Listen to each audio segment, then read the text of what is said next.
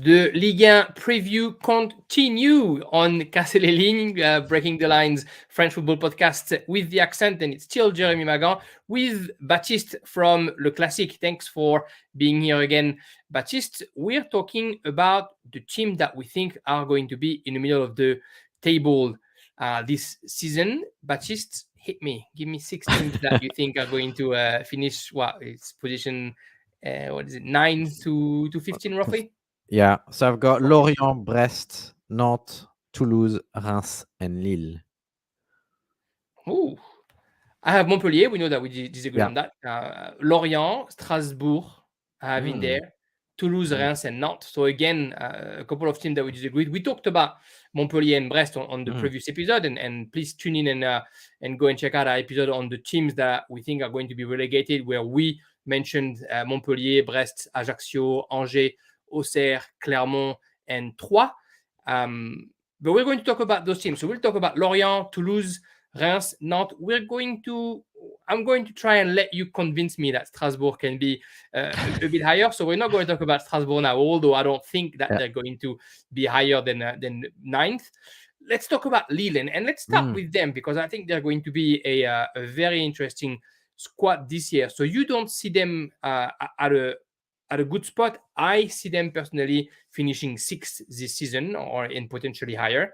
Talk to me about Lille. Why do you not see them going that far? I'm just a naturally cautious person, and I think that transfers have made sense. Like Bayo's a good signing. Obviously, we've talked about him. We were both impressed by him. I think Jonas Martin is a good, solid signing for midfield, replacing Sheka, I suppose, who I think has left the club. And there's obviously still talent there with Jonathan David, Zegrova, which I know you like. Jallo is a decent centre back, but you know there are gaps in that side that and you know goalkeeping wise, I'm not sure Sedic has really been replaced at fullback. It was already a bit tedious at left fullback last year with Jallo playing there. There's not a lot of cover for Fonte. The midfield is a little bit plodding without Renato Sanchez breaking the lines. And I just don't trust Timothy Ware and Jonathan Bamba to be any sort of consistent players. So if you combine that with an unknown entity that is Paulo Fonseca, and that's not meant to be any sort of disrespect to him. I think it's just we'll see how he fits with his team, how his team fits to him, and how he finds Ligue 1. There's a little bit of unknown there. Then I think those are all ingredients for me to make me more unsure about them than other sides, and that's why I have them in that category. I just don't feel like they've done anything that really moves the needle, apart from Bayo. I think what this shows is that it's going to be a very fascinating season in Ligue 1 because I probably should have started with this. So they've lost Sven Botman, of course, who went to Newcastle and who was instrumental last year. Zeki Selic, Domagoj Bradaric, which was one of the two left back that they were using. Burak Yilmaz, who didn't have a great season last year anyway. Sheka left on the free. They've lost their best player, Hatem Ben Arfa. They've lost Jeremy Fier, and Ivo Gerbic was sent back to Atletico Madrid because he didn't convince anyway. They've got Yazice, who came back from his loan in Moscow, but there's doubt that he's going to stay. And they've got Jonas Martin, that you mentioned, Hakim Zedatka, who's here to replace Selic. Remy Cabella, who's a bit old, but maybe it's a chance for him to do something. Mohamed Bayo, who I think is going to be a fantastic pair with David. And a young centre-back, Alexandro, from Portugal. They haven't yet sold Renato Sanchez, but word is if it's not today, it's tomorrow. They haven't yet lost Amadou Onana. but same story. He's quite looked thought after, I should say, in Premier League, and also in Spain. So there's a chance that he would go. The goalkeeper is a big interrogation mark. Leo Jardim is there, and Lucas Chevalier, who was on loan at Valenciennes last year and who did okay with Valenciennes. He's now back in Lille, and where he might steal the role from Jardim. And then there's young, unproven talent. You said it, Timothy Weah, Angel Gomez, Isaac Lehaji, even defensively, Gabriel Goodmanson, who's only 23 and who's going to start his second season, Thiago Diallo. And then there's, I guess, proven talent, but maybe on the wrong side of 30, right? Jonas Martin, 32, Jose Fonte closer to 40 than he is to 30, 38 years old, and a player like Remy Cabella also who's 32. So it's a squad that, yes, I guess could go anywhere. I just have a lot of faith in their firepower. I think Jonathan Bamba, who was great a couple of seasons ago, had a bad season last year, and I think he can jump back from it. Edonje Grova, not that I expect him to be the young player of the year, but I think he's going to have some games where he's going to make a real difference. I have so much time for David Bayo up front because it's just going to be dangerous. It's a tall guy and a small guy. Jonathan David will be able to play again as a 9.5 rather than an actual striker. Mohamed Bayo can score from any position, so if he adapts well, he can really make a difference. I guess the defense is scary. I mean, if you look at the players to start with, they only have 5 players technically who are defenders, which is Diallo, Alexandro, Fonte, Gudmundsson, and Enzelatka. So it's either young players are coming up or they're waiting for a couple of more sales to buy more players. I mean, they've already got 40 million for Botman, so we know that they had issues financially since Lopez left, but they should be able to recruit a couple of more players. I put them finishing 6th in my opinion, because I think that Fonseca will bring this winning mentality to Lille. I think he will, I hope, I guess, for him, that he will be able to really the troop around him. I mean, I love Benjamin André in the midfield, and having him next to Jonas Martin is really going to consolidate, in my opinion, the defensive midfield, and they're both quite comfortable ball to fit. If Renato Sanchez doesn't go anywhere, this is going to be crazy offensively for Lille, which again I'm fairly certain is going to PSG, even if it's not done yet. So I do think that there's a lot of talent, and I think that if I look at the season, I think like a coach like Fonseca, he might not beat Paris, Monaco, Lyon, Rennes, but he'll be serious enough and he'll be reckless enough and efficient enough to get rid of the 12 teams that are going to supposedly finish under them, and to do that with serious. And again, that's where I come back to that. David and Bayo are 1, 2, 3 level above almost any defense in Ligue 1. Yeah, no, I mean, I do agree with you. I think if the only question mark in my mind is, will it gel? And you do need certain players to show more than what they've shown in the last 18 months or so. So Weah and Bamba in particular are the ones that I have to mind, because where else is the creativity going to come from in that side? I'm a big fan of Benjamin André, who I think is excellent. I like Jonas Martin. I think they'll provide a good base in midfield, but you don't ask them to play through ball and to start coming up with service to David and Bayo. So, and obviously with David, it makes more sense for him to stay, I think, in the World Cup year, especially with Bayo next to him, and because his value is is quite low actually at the moment. So the club likely won't want to sell him, but if there's an opportunity, he might be going. So there's a little bit of uncertainty around him, although it's been quiet. So I think there's definitely talent there. Like you said, you've identified the defense is weak in my mind. There's no academy, barely any.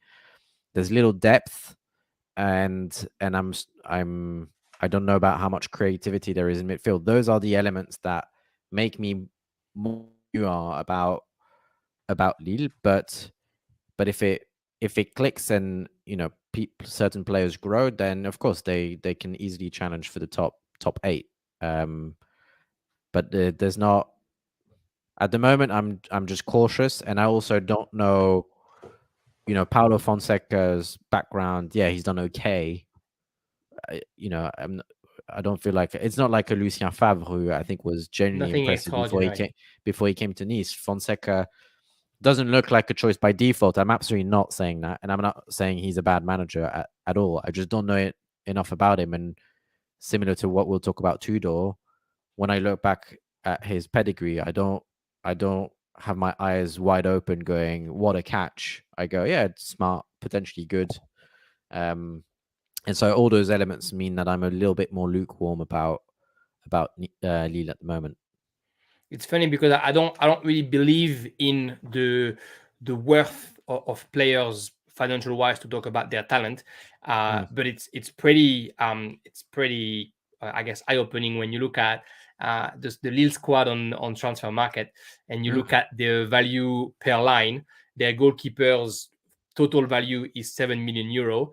The defender total value is 23 million euro, and then the midfield it's 83 million, and the attack it's 95 million. So clearly this is where the talent is, and where they're going to struggle. It's in the defending department, as we mentioned. All right, let's go to the teams that we agree on. Who are we going to talk about for? Let's talk about the team that was promoted, Toulouse. I think we're not the only one in the French football world who think that Toulouse is the kind of team that can stay in Ligue when they just came up.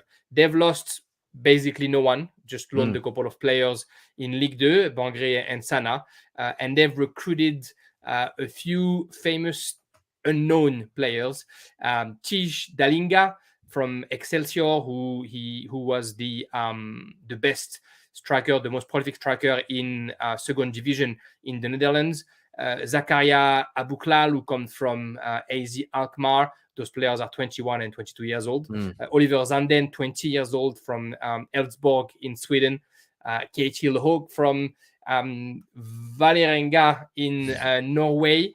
So Toulouse is here, and they're telling us that what Brentford did 7 years ago and what Midtjylland is doing, which is recruiting using data, works year in, year out. And so they've done it again this season, trying to stay in Ligue 1, but they're going to basically play their Ligue 2 team in Ligue 1 and play to their strength. Thoughts on Patrice Garand's squad? Is it Garand or Montagnier? Montagnier. It used to be Garand, right? Yeah, it used to be Garand. That's why I just had it. Yeah, I'm weirdly ambitious for them. Like I've got them 11th in my table, and I don't think that means they'll be 12, 10 points clear of 15th, right? I think it'll be close than that, and I don't think they'll come close to Europe, but I see them being safe. I like a team a club that has a model and that sticks to it, even when they get promoted. I think continuity and alignment within clubs is a good thing, and they were clearly the best side in Ligue 2 last year. Their players are young. They're hungry. They want to do well. They've got obviously certain players that have been even more impactful than others. Reece Healy's been a force for them over the last few years. Obviously, Van den Boomen was Ligue 2's Player of the Year last season. They still have players like Bafoué Diakité in defense for them, who came up through the ranks and is still only 21. So there's a package there that I really like, that I'm really enthusiastic about. And like I've said before, I respect and admire teams that keep following the same line and trust the players that brought them there. And I think they were so far above anyone else in Ligue 2 that I can see them definitely being better than 4 or 5 sides if not more than that, in Ligue 1. And it's just a huge rejuvenation of that club. I mean, when they went down, it had been after 4 or 5 years of just pure malaise. No one was liking Olivier Sadran anymore. Barely saving the fans the fans were tired of it, and now there's a huge feeling of everybody's on board, everybody likes the team, and I think that does play a part for promoted sides in French football, which is slightly more open to promoted sides than the Premier League, for example. Yeah, very enthusiastic, the Toulouse fan, and I guess the whole of French football for a team like Toulouse, who's doing things like we said, using data the modern way. There was word of them trying to find an experienced goalkeeper to replace Maxime Dupé, and then they got that kid Kjetil Og from Norway, who's 24. Who knows who's going to be the starter? But you said it. There is talent. The Nikolai Sen. You mentioned Jakite. There's Dessler, who's a great right back for them. There's the kangaroo, the Socceroo, Denis Genreau, the French Australian, who's an Australian international, who's there. And then up front, there's just a lot of talent. You mentioned Rhys Ely, but there's also Rafael Ratao, the Brazilian, who had a solid season. Ado Onyewu, who was piling goal after goal back when he was playing in Japan, and then the few games that he's played in Ligue 2 and in Coupe de France has some success last year. And like we said, they've recruited Abouklal and Dalinga. So yeah, I see them, as you said, I think I see them as a team who is working together well. If they keep Van den Boomen and Spearings in the middle of the park is actually pretty impressive. And the experience of Brecht de Gégère will be good to see. The whole Benelux is represented in their midfield there. But yeah, it's going to be about, it needs to work, because if it doesn't work, it would be a bit of that card castle who just might fall apart, and it's going to be hard, I think, for them to buy their confidence back if it doesn't work. Montagnier is a coach that is liked in France in general, and that has always done some good work. And like you said, it just looks like a structure that is made for success. So hopefully they'll get there, and hopefully we'll be surprised. It's a lot of talent that seems there. It's a young squad as well. Like there's only a couple of players that are over 30. Not even. I think there's only one. It's only Brecht, right? Yeah, De Gégère is the only player that's over 30 in their squad. So it's a young, exciting squad. You almost want them to not finish over the 13th spot, because otherwise next year everybody buys their players. So they're going to have a bit of work to do to lose some games on purpose. Yeah, exactly. Another squad we were pretty excited about the coach. We talked about it in our last podcast together. FC Lorient and Régis Lebris, their coach. So Lorient have lost basically Boulang Mendes and Moritz Jens are maybe the two important one, but Jens didn't really find his way last year in Lorient anyway, and now he's going to play in the Scottish Premiership.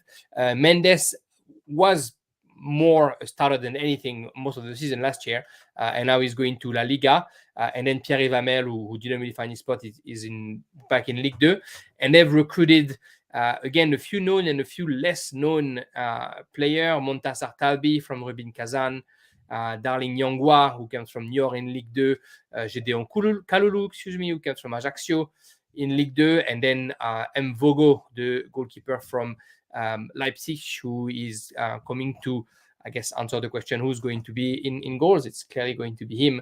And then a few players back from loan. Lorient is a team who has talent, but is a team that is going a bit into the unknown, aren't they?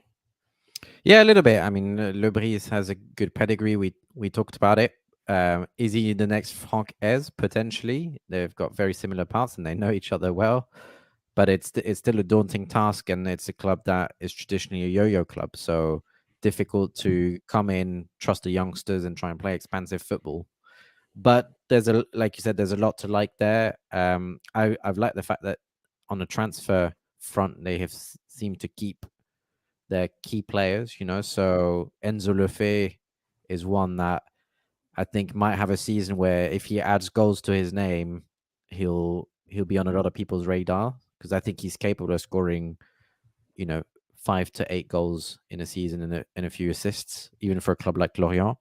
And then up top, Mofi and Lorienté had a difficult season last year, but they're still both young. And if you have a real football educator in Lebris taking over, then they might have a bounce back season. And if they both do, well, whether it's one or both of them, if they bounce back, then Lorient will be dangerous rather than blunt as they were last year. And I think that their lack of form last year impacted a lot as to how Lorient lined up, because I don't think Pélissier was necessarily a manager that wanted to play defensively. True. But he was slightly pushed into it. So counting on improvement within the squad, I think they've got a manager that seems able to do that, and they still have a lot of talent. Their weaknesses are still ever the same, defensively and a bit of a soft center.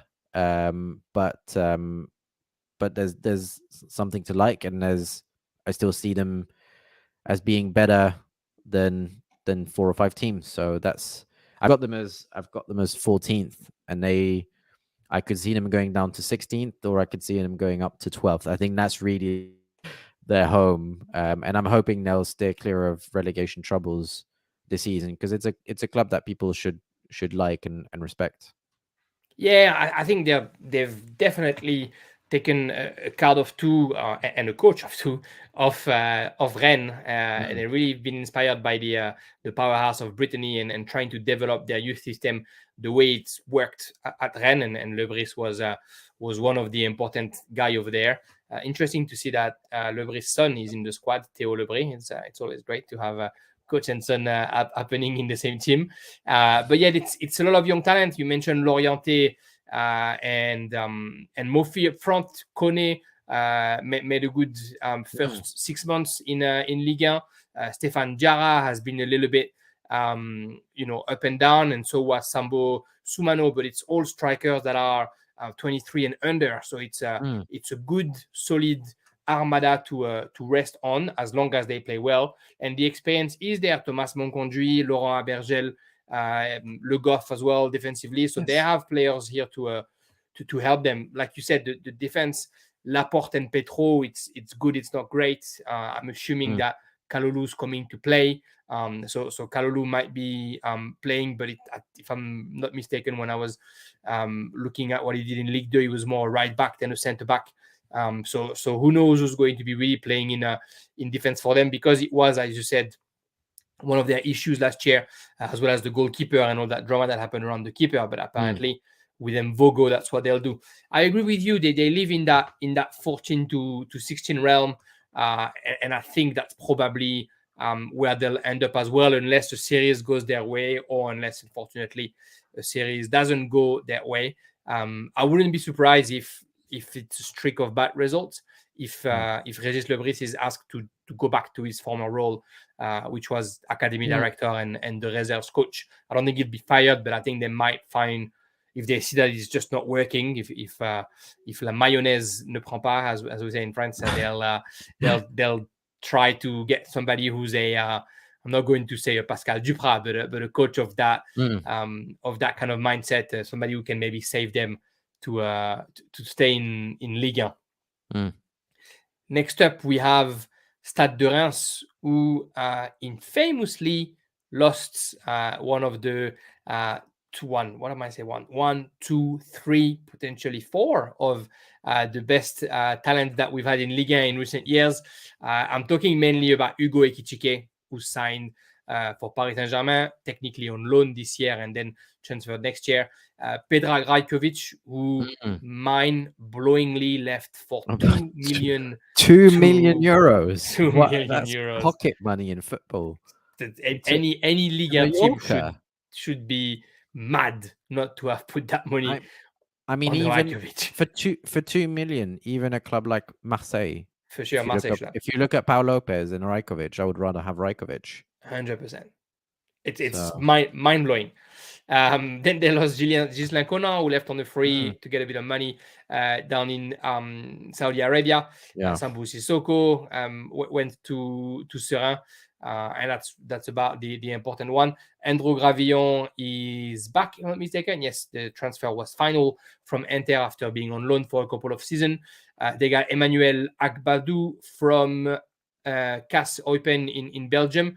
Patrick Pence, the goalkeeper from Austria Vienna in the Austrian Bundesliga. Maxim Buzy is coming from Parm. He was on loan last year, if I'm not mistaken. And the latest recruit was Junya Ito. Junya Ito, the Japanese international, a bit of a coup for Reims to get a player like Junya Ito to come for them. He's a bit of a I guess a bit of a cult hero back in Belgium, because with Genk, I can't remember how you say Genk in French anyway. With Genk, he scored quite a few goals, and he had a pretty good spell since he came from I think he was at Kashiwa when he was back in Japan. So anyway, they've basically replaced a striker that was fast by another striker that was fast. With Ekitike leaving and Ito coming in. Ito is, I think, 29 years old. So he's not the youth of Ekitike, but he's a player that just wants to prove himself. And it's a World Cup year for him as well.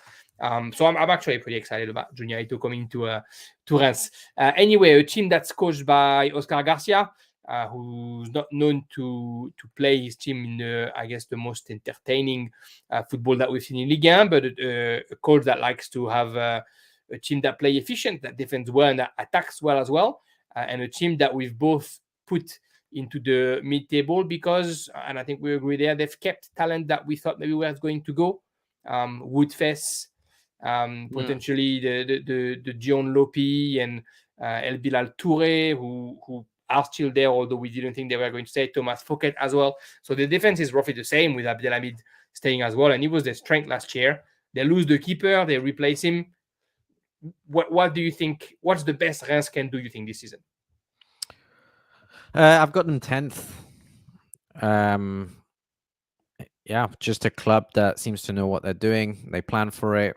They signed Jens Kajust last season, for example, which I don't think was necessary for the second half of last season, but was more for this season. They've reacted well to the Ekitike departure. I think they knew he was going anyway. They kept on to him for a couple more months, and they've signed smart players that look like they'll fit in their system, and so that's a good thing. There's continuity. I've already established that I'm a big fan of that. And I think they're banking on continued growth from their players. So you mentioned El Bilal Touré, who wasn't very prolific last year, but showed signs alongside Ekitike of developing. I think Nathaniel Mboukou is certainly an interesting young player who will continue to grow. They seem to have had more of a focus on bringing young players over the last 18 months or so, and it's been working so far. So I'm very enthusiastic about that side. I know Oscar Garcia doesn't necessarily play the most expansive football, but his brief is to keep Reims in Ligue 1, and they played very well organized football last year, and they were never out of a game. So I think they've been impressive, and they continue to be impressive, and I'm looking forward to seeing them this season. I'm quite high on them. I think they will. Yeah, I've got them 10th, so I think that's quite high for Reims in recent years. Yeah, I agree. It's a young team as well, right? You said it. They try and keep their talent. You remove Younis Abdelhamid, who's 34 years old, and I think the next important player is 27, and then it's all younger than that. So it's a team that is trying to play on their youth, bringing in Junya Ito, who's 29, is bringing in that maybe much needed experience that they didn't have last year up front, because everybody was pretty young. So I'm looking forward to seeing them as well. I put Oscar Garcia in that bucket of coach that can be fired if they don't do well. But I think that whether they keep him or they get a new coach if it doesn't work, I think there's going to be a team that is going to create more upset than we expect this season. So a good team to have in our mid-table bracket. Yeah. The last one, and I think we probably both agree why we put it there, FC Nantes. The team coached by Camboire, French Cup winner, playing European football this year. They've lost, of course, Randall Colomani on the free, but that's about it. They've kept most of their team besides that, so the famous continuity. They've recruited Moussa Sissoko, who's a lot of good stuff is said about him since he joined, and who's played well in preseason. 32 years old, the world champion with France in 2018. They got Mostafa Mohamed, the player more famous for his aborted transfer than from his successful one, and he's finally in France now. And they got Evan Guessin, the young forward from Nice that I'm not rating that much, but anyway, he's there. They managed to keep, and that's probably the more important fit for Nantes, right? They managed to keep Alban Lafont. They managed to keep Quentin Merlin. They managed to keep Ludovic Blas. They managed to keep Moses Simon. Talent that we know for a fact Premier League, Serie A, Liga teams wanted to recruit, and they keep them, and Comboiré is there, ready to soldier on. You think, and I think we think the same thing, Nantes and Europa League means that they can't have a year as good as last year. They might lose some forces over there. Do you think we put them in the middle of the table, but do you think there's a chance that they can create a bit of a small miracle and be higher than that?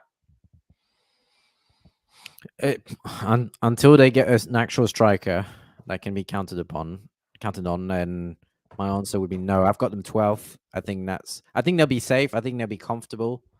They'll be in between 9th and 14th most of the season. I think the playing in Europe is going to take a lot out of them because they doesn't have a huge amount of depth. But they, the talent's there. I've always liked Comboiré, actually. Even I know he was given this image of being a bit of a dinosaur, but he did quite well at most of his clubs. And he's a very likable guy. I think the only caveat I have to Nantes is that there's always the potential to head much further downwards than upwards, and if it explodes between the two Kitas and Comboiré, then I could see the club heading downwards, because Comboiré for me he's an ex-Nantes player. He has a real sense of sort of morality. I think he's very sort of strong on that. He's a good caution at the moment he's the link between the Kitas and the fans at the moment. Mm-hmm. And if he gets screwed over by the Kitas, which can happen based on history, then he would leave, and that would be a huge loss to the club. That would set them back years, probably. It's looking quiet on the Western Front at the moment. At Nantes, Valdemar's shut up for the whole transfer window. Franck Kita is nowhere to be seen, which is probably a good thing. That dodgy agent that seemed to be responsible for all players coming into Nantes hasn't been active, as far as I can tell. I can't remember his name. So I think Comboiré has been backed in the sense that no one's left. There hasn't been a fire sale. I think he's still expecting 2 or 3 players to come in, and if he gets those, then they'll be very, very comfortable. But I don't see them. I mean, could I see them finishing above Reims? Yeah, of course. I mean, they could finish 10th or 9th, but I don't think they'll finish higher than that section we've identified between 9th and 14th. Yeah, I agree. I think it's a team that has bought into Comboiré, which is so important, right? Because some of those players, they probably saw the offer coming their way and they decided to stay. And I'm thinking mainly of Alban Lafont and Ludovic Blas there. But they decided to stay in Nantes, which is great for Les Canaries. How long that's going to last, if you say, that Nantes can go down, it's because they've done it in the past, struggling and getting the wrong coach, etc. Valdemar Kita did come up once in the summer mercato, saying that he was pretty sure he could get Milik to come to Nantes, and then that stopped pretty quickly. But yeah, you're right. They're looking for a striker. There's word that Juan Guijo might come from Bordeaux, and supposedly another striker which is of international level is on the little paper. But yeah, who knows what's going to happen? Europa League will be definitely a test for them. And Europa League might also be their downfall for more reasons than one. First, it's going to take a bit of their energy for the first 3-4 months before the World Cup, and second, it's going to showcase their players. And so, any time Nantes will play well, it's going to be more eyes on Lafont, more eyes on Merlin, Kirivella, Blas, Moses, all those players that we've named. So it's I think it's a bit of a double-edged sword. I think Lafont probably is still here because he thinks he can still the third spot for the keeper in World Cup behind Maignan and Lloris. But I think there's a fair few teams that probably would like to get a 23-year-old keeper who's as strong and as experienced as Lafont is. Absolutely. That's our mid-table recap. Thanks everyone for listening again, and stay tuned. The top 8 is coming in 2 different episodes. That preview from Ligue 1 is very entertaining, and I think we're going to have a bit of fun talking about who we think is going to finish 8 to 5 and who's going to finish 4 to first. Spoiler alert: Paris Saint-Germain is probably one of the top 4 teams. All right. Thank you for listening. Subscribe. Go and check Le Classic Pod and listen to the next episode.